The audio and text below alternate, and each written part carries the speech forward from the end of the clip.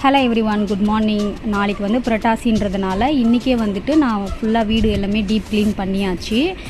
Market போயிட்டு பூவெல்லாம் வாங்கிட்டு வந்து அழகாக துளசி இதெல்லாம் வாங்கிட்டு வந்து மாலையாக கட்டி வச்சுட்டேன். ஏன்னா மார்னிங் சாமி கும்பிட்றதுக்கு அப்போ தான் எனக்கு ஈஸியாக இருக்கும். பூவெல்லாம் நல்லா கொஞ்சம் ஃப்ரெஷ்ஷாகவே இருந்தது, வாங்கி ஸ்டோர் பண்ணி வச்சுக்கிட்டேன். அதுக்கப்புறம் காலையில் எழுந்து நான் வாசல் தெளித்து கோலம் போட்டுட்டு பூஜை பாத்திரமெல்லாம் நைட்டே க்ளீன் பண்ணிட்டேன். அதெல்லாம் எடுத்துகிட்டு போயிட்டு பூஜை ரூமில் வச்சு அழகாக டெக்கரேஷன் பண்ணிட்டேன். நான் சிம்பிளாக தான் இன்றைக்கி பூஜை பண்ணேன். மதியானம் வந்துட்டு நான் வெற்றிலை தீபம் போடுவேன், அதனால் இவ்வளோ சிம்பிளாக நான் பண்ணி முடிச்சுக்கிட்டேன்.